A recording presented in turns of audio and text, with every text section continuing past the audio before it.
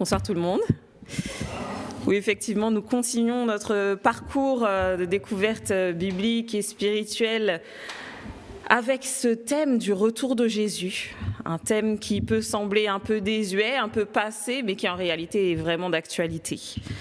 Parce qu'on parle en ce moment beaucoup de l'avenir, de ce qui doit arriver, de ce qui nous attend. On a peur pour l'avenir, plus que confiance en lui. On se fait du souci pour nos enfants. On se demande mais quelle terre on va leur laisser. Est-ce que certains auront une retraite? Est-ce qu'il y aura encore du travail? Est-ce que... Les discours qu'on entend évoquent souvent tout ce qui doit arriver, mais pas avec beaucoup de confiance, pas avec beaucoup d'assurance. On parle de dérèglement climatique, de guerre, de crise économique, de crise sociale. Même dans les avancées technologiques où on pourrait se dire « on fait du progrès », on remet aussi en question ces progrès en se disant « mais est-ce que ces avancées ne vont pas finalement nous faire repartir en arrière et nous poser plus de problèmes que nécessaire ?» Aujourd'hui, on vit dans une sorte, je dirais, de désillusion, où l'idée que le monde va s'améliorer s'efface peu à peu. On devient assez critique quant à l'avenir, parce que l'avenir ne semble pas radieux. Et beaucoup de personnes se posent cette question, où est-ce qu'on va réellement ? C'est dans ce contexte que la Bible va proposer une autre vision, une autre perspective. La Bible affirme que l'histoire, notre histoire, n'est pas due au hasard. Notre histoire n'est pas une succession de coïncidences qui nous ont amenés jusqu'à là où nous sommes aujourd'hui, mais la Bible nous dit que l'histoire avance vers un point particulier, un point précis, et que ce point, c'est le retour de Jésus. C'est ce que la Bible nous dit. Parler du retour de Jésus dans un monde moderne, post-moderne, ça peut sembler un peu fou. Pourtant, cette idée du retour de Jésus, elle n'est pas nouvelle, mais elle s'inscrit vraiment dans une logique biblique cohérente qui commence bien avant le Nouveau Testament. Mais très tôt, on va nous parler de Jésus qui vient et qui revient. Parce qu'avant même de parler du retour de Jésus, il est important de regarder à ce que la Bible dit, ce qu'elle a transmis comme enseignement quant à sa première venue. Car en fait, la crédibilité de la promesse du retour de Jésus dépend fortement de l'accomplissement des prophéties quant à sa première venue. Si effectivement ce qui a été prédit pour le passé s'est réalisé, alors on peut avoir confiance et assurance que ce qui a été annoncé pour l'avenir va aussi se réaliser. C'est pourquoi j'aimerais qu'on regarde un petit peu ces prophéties qui ont parlé de la venue de Jésus. Des siècles avant sa naissance, des prophéties ont donné, avec un niveau de précision assez remarquable, des informations quant à la venue de Jésus, la venue du Messie. On a le prophète Ésaïe, qui dans Ésaïe au chapitre 7, va annoncer qu'un enfant particulier doit naître. Ésaïe chapitre 7, et le verset 14, nous pouvons lire « C'est pourquoi le Seigneur lui-même vous donnera un signe. Voici, la Vierge deviendra enceinte, elle enfantera un fils, et elle lui donnera le nom d'Emmanuel. » Ici, on ne parle pas simplement d'une naissance, mais on parle d'un événement surnaturel. Une Vierge deviendra enceinte. Et par ailleurs, le nom Emmanuel qui est donné à cet enfant signifie Dieu avec nous. Emmanuel, l'enfant qui vient, c'est un enfant unique de par sa naissance, mais aussi de par ce qu'il est. Il est Dieu avec nous. Il est la présence de Dieu. Il est l'envoyé de Dieu avec nous. Dans Ésaïe au chapitre 9, le prophète poursuit, parlant de cet enfant, au verset 5, Ésaïe chapitre 9 et le verset 5, « Car un enfant nous est né, un fils nous est donné, et la domination reposera sur son épaule. On l'appellera admirable conseiller, Dieu puissant, Père éternel, Prince de la paix. » Ici, la prophétie va attribuer à cet enfant des titres qui relèvent clairement de la divinité. On ne peut pas se tromper. Il parle de lui comme étant le prince de paix, mais aussi comme étant le Père éternel, comme étant Dieu puissant. Et dans Ésaïe au chapitre 53, le texte est encore plus précis quant au ministère de cet enfant, de ce Messie, de cet envoyé sur terre. Il est encore plus précis quant à la destinée de ce Messie, où on va pouvoir lire qu'il était, au verset 3, méprisé et abandonné des hommes, homme de douleur habitué à la souffrance, semblable à celui dont on détourne le visage. Nous l'avons dédaigné, nous n'avons fait de lui aucun cas. Cependant, ce sont nos souffrances qu'il a portées, c'est de nos douleurs qu'il s'est chargé, et nous l'avons considéré comme puni, frappé de Dieu et humilié. Mais il était blessé pour nos péchés, brisé pour nos iniquités. Le châtiment qui nous donne la paix est tombé sur lui, et c'est par ses meurtrissures que nous sommes guéris. Ce passage montre clairement les souffrances que le Messie devait vivre. Et c'est intéressant à ce point-là de comparer la Bible et l'histoire telle qu'elle nous est racontée, parce que les Juifs attendaient le Messie. Les Juifs avaient ce texte d'Ésaïe, ils avaient les rouleaux, ils avaient les écrits, ils attendaient le Messie. Pourtant, lorsque le Messie s'est présenté sous toutes ces caractéristiques, ils ne l'ont pas reconnu.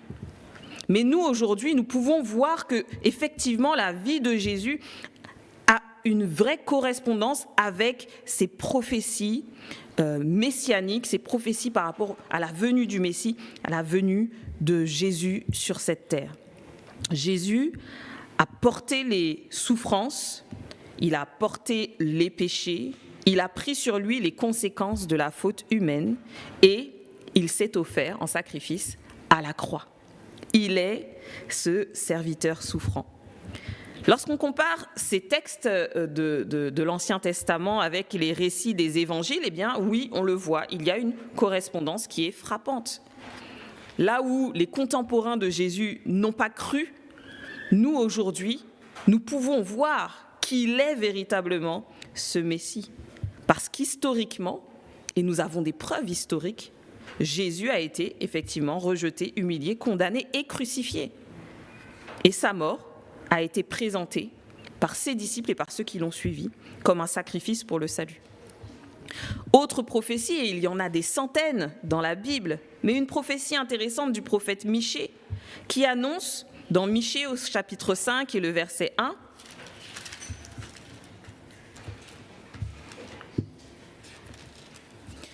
Michée chapitre 5 verset 1, « Et toi, Bethléem Ephrata, petite entre les milliers de Juda, de toi sortira pour moi celui qui dominera sur Israël et dont les activités remontent aux temps anciens, au jour de l'éternité. » Ici, on a une prophétie sur même le lieu de naissance du Messie, Bethléem. C'est intéressant encore une fois parce que les contemporains de Jésus avaient un petit peu oublié cette prophétie. Ils avaient un petit peu mis de côté. Personne ne s'attendait à ce qu'il sorte de Bethléem véritablement un Messie. Petite ville, petite contrée.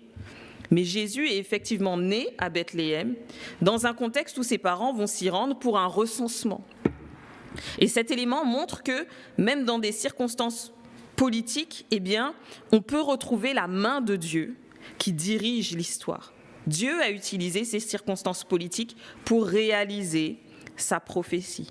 Et ces circonstances, on les retrouve aussi dans le livre de Daniel. Dans Daniel au chapitre 9, on a une prophétie qui va donner une indication chronologique claire sur l'apparition du Messie. C'est la prophétie des 70 semaines. Et cette prophétie va relier l'arrivée du Messie à un décret historique qui aurait eu lieu plus de 400 ans avant. Et effectivement, les chercheurs ont regardé, ils ont étudié, les théologiens ont fait les calculs et on arrive vraiment à tomber sur une période qui correspond à l'apparition publique de Jésus. Lorsqu'on met tous ces éléments ensemble, on constate que la première venue de Jésus n'est pas un événement hasardeux ou lié à des circonstances étranges, imprévisibles, mais la première venue de Jésus s'inscrit dans une prévision prophétique. Elle correspond à une attente annoncée par Dieu à son peuple, part entière, pour le plan du salut. Ça nous donne donc tous ces éléments une base assez sérieuse pour maintenant regarder ce que la Bible nous dit sur le retour de Jésus. Ce que la Bible a dit sur la venue de Jésus s'est réalisé point par point, et je n'ai pas pris les textes des psaumes qui parlent aussi de la manière dont Jésus va mourir, de la manière dont il va cheminer, dont il va parler aussi au peuple. Mais tous ces textes nous montrent que nous pouvons prendre la Bible pour vérité quant à ce qu'elle dira sur le retour de Jésus. Jésus lui-même va parler de son retour plusieurs reprises, et notamment dans un texte assez célèbre de Jean au chapitre 14, versets 1 à 3. Jean chapitre 14, Jésus va préparer ses disciples à ce qu'ils ne soient plus avec eux. Il va leur parler du Saint-Esprit à venir et il va leur donner quelques enseignements, notamment de s'aimer les uns les autres et d'être ses témoins.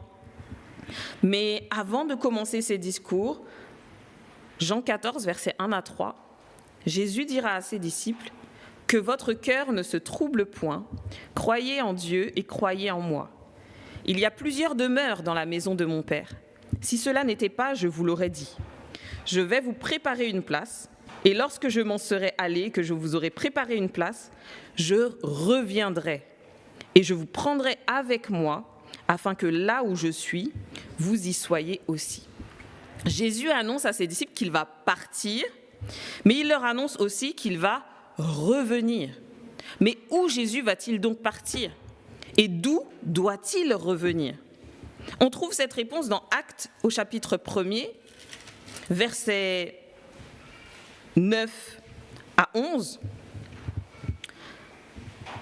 Dans le livre des Actes des Apôtres, versets 9 à 11, où nous pouvons lire qu'après avoir dit un certain nombre de choses, Jésus fut élevé pendant qu'ils le regardaient, et une nuée le déroba à leurs yeux. Et comme ils avaient les regards fixés vers le ciel pendant qu'ils s'en allaient, voici deux hommes vêtus de blanc leur apparurent et dirent « Hommes galiléens, pourquoi vous arrêtez-vous à regarder au ciel?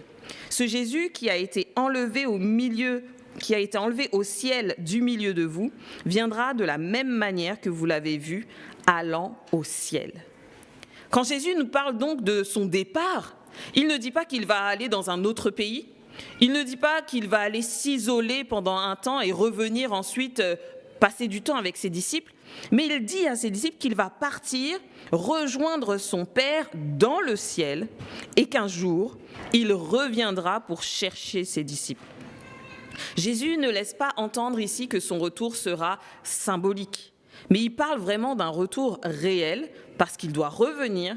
Pourquoi? Pour prendre ses disciples avec lui et les emmener avec lui vers son Père. C'est un beau message qui est là, parce que ce que les anges nous disent, c'est que de la même manière dont Jésus est parti, de la même manière il reviendra. De la même manière où il s'est montré à ses disciples partant en direction du ciel, de la même manière, ses disciples le verront revenir ici-bas sur la terre. Dans Matthieu au chapitre 24, Jésus va décrire des signes, et nous avons eu l'occasion cette semaine de voir ces signes. Il dit, vous entendrez parler de guerre, de bruit de guerre, une nation s'élèvera contre une nation, il y aura des famines, des tremblements de terre, l'iniquité se sera accrue et l'amour du plus grand nombre se refroidira. Il dit toutes ces choses pour nous montrer qu'avant son retour, le monde sera dans une tension palpable. Le monde sera chamboulé, le monde sera presque sans dessus-dessous, un peu comme il était à la création, où on nous dit dans Genèse chapitre 1er qu'au commencement, Dieu créa les cieux et la terre, que la terre était informe et vide, c'était le chaos. Et alors, Dieu va façonner la terre pour qu'elle devienne sa plus belle création. Alors, avant le retour de Jésus, la terre retrouvera cette image du chaos et Dieu pourra reformer une terre parfaite. Donc nous avons posé des bases sur l'Ancien Testament, ce que l'Ancien Testament nous dit de la venue de Jésus, le Nouveau Testament avec les paroles de Jésus qui nous disent que lui-même assure revenir prendre ses disciples. Eh bien nous pouvons maintenant nous arrêter sur quelques autres textes du Nouveau Testament, notamment quelques paroles de l'apôtre Paul concernant la promesse du retour de Jésus. Parce que la promesse du retour de Jésus n'est pas présentée par les apôtres dans le Nouveau Testament comme un sujet secondaire. Aujourd'hui, nous parlons beaucoup de l'amour de Dieu, du pardon de Dieu. Nous parlons beaucoup de ce que nous devons faire en tant que chrétiens pour être des chrétiens et des croyants honnêtes dans ce monde. Mais il y a ce sujet très important du Nouveau Testament qu'est le retour de Jésus et qui doit aussi être pour nous un sujet important. Dans le Nouveau Testament, ce sujet n'est pas évoqué pour alimenter juste une curiosité, pour donner des frissons ou pour faire beaucoup de bruit, mais c'est vraiment pour répondre à un appel, à une réalité humaine où nous, en tant qu'êtres humains, nous avons besoin de trouver des réponses sur certaines questions, notamment la question de la mort, la question de la souffrance, le sens de l'histoire. Le retour de Jésus répond à toutes ces questions. Là où certaines personnes sont désolées, désespérées quant à l'avenir, le retour de Jésus apporte de vraies réponses. Dans 1 Thessaloniciens au chapitre 4, et à partir du verset 13 et jusqu'au verset 18, 1 Thessaloniciens au chapitre 4, versets 13 à 18, nous pouvons lire « Nous ne voulons pas, frères, que vous soyez dans l'ignorance au sujet de ceux qui sont décédés, afin que vous ne vous affligiez pas comme les autres qui n'ont point d'espérance. Car si nous croyons que Jésus est mort et qu'il est ressuscité, croyons aussi que Dieu ramènera par Jésus et avec lui ceux qui sont décédés. Voici en effet ce que nous vous déclarons d'après la parole du Seigneur. Nous les vivants, restés pour l'avènement du Seigneur, nous ne devancerons pas ceux qui sont décédés.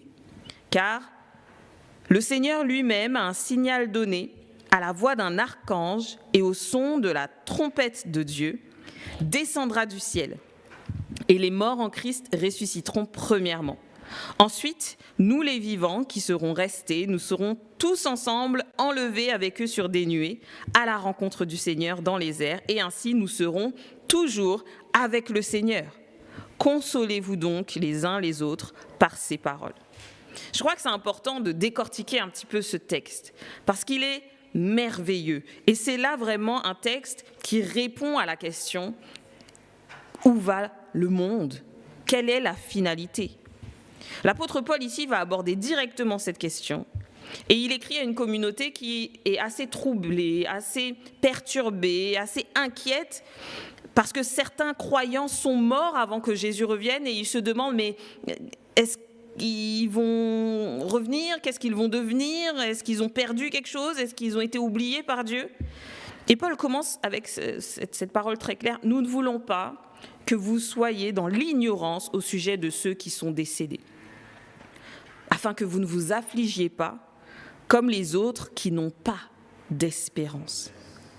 La foi chrétienne n'est pas là pour nier la souffrance, mais elle refuse de la vivre sans espérance, parce que Jésus a donné des promesses quant à la finalité. La mort n'est pas la finalité. Paul ne dit pas que la mort ne fait pas mal, mais il dit que la mort n'est pas la fin de l'histoire. Et si la mort n'est pas la fin, alors nous pouvons garder la foi. Et il poursuit en donnant le fondement de cette espérance, en disant « Car si nous croyons que Jésus est mort et qu'il est ressuscité, croyons aussi que Dieu ramènera par Jésus et avec lui ceux qui sont décédés. » C'est là l'espérance du croyant. L'espérance du croyant ne dépend pas simplement de ce qu'il vit ici-bas. L'espérance du croyant ne dépend pas simplement de ce que Dieu peut faire pour lui sur cette terre.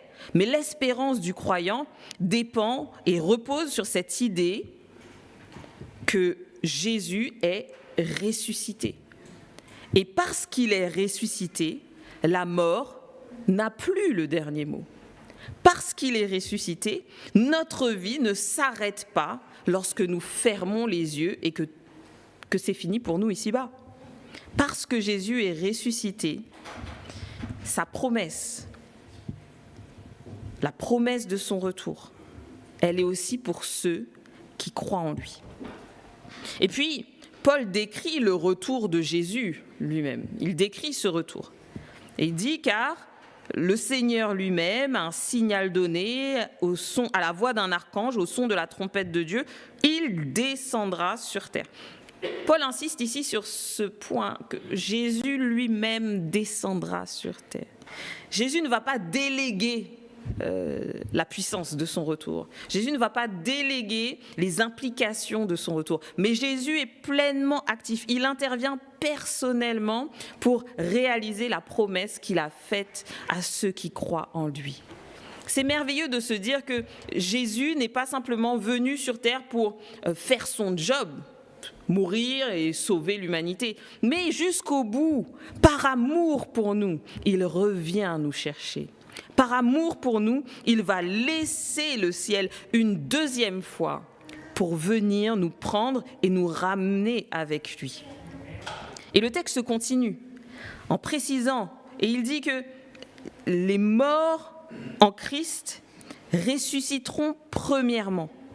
Et ensuite, nous les vivants qui seront restés, nous serons tous ensemble enlevés avec eux sur les nuées à la rencontre du Seigneur. Nous avons cette réalité qui était pour Jésus et qui s'est réalisée, et qui est aussi pour nous et qui se réalisera, la résurrection. La résurrection de Jésus n'était pas que pour lui. La résurrection de Jésus est un cadeau qu'il veut nous transmettre à nous aussi.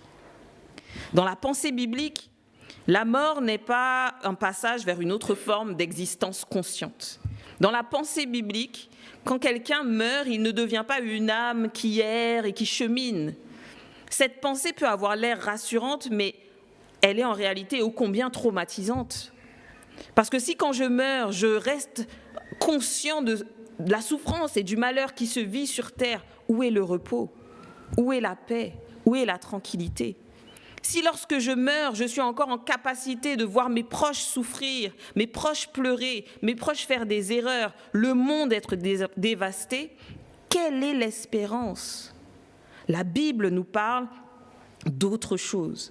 Elle nous dit que la mort sur terre est comme un sommeil, une attente. L'âme ne sait rien, l'âme ne connaît rien. Il n'y a pas de temps qui passe, il n'y a rien.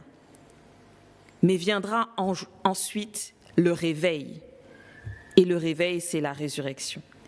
La Bible nous dit que celui qui meurt en Christ aujourd'hui, au moment où il ferme les yeux, que son cerveau s'éteint, il ne se passe pas de temps avant que le retour de Jésus apparaisse pour lui. Pour nous, les vivants, il peut se passer des années, des dizaines d'années, des centaines d'années, des milliers d'années. Mais pour celui qui meurt en Christ, il n'y a pas de temps avant la délivrance et la résurrection. Cela signifie que le retour de Jésus ne va pas concerner simplement ceux qui sont vivants, mais va aussi concerner ceux qui sont morts, toute l'humanité. La bonne nouvelle, c'est que personne ne devancera personne. Tous ensemble, au moment du retour de Jésus, nous serons enlevés et amenés avec lui dans le royaume de Dieu. Nous retrouverons ce que nous aurons perdu et nous pourrons ensemble jouir de la présence du Seigneur et du Sauveur. Le retour de Jésus parle de cette restauration de la vie, là où elle se serait interrompue. Et Paul conclut en disant « Consolez-vous donc les uns les autres par ces paroles ».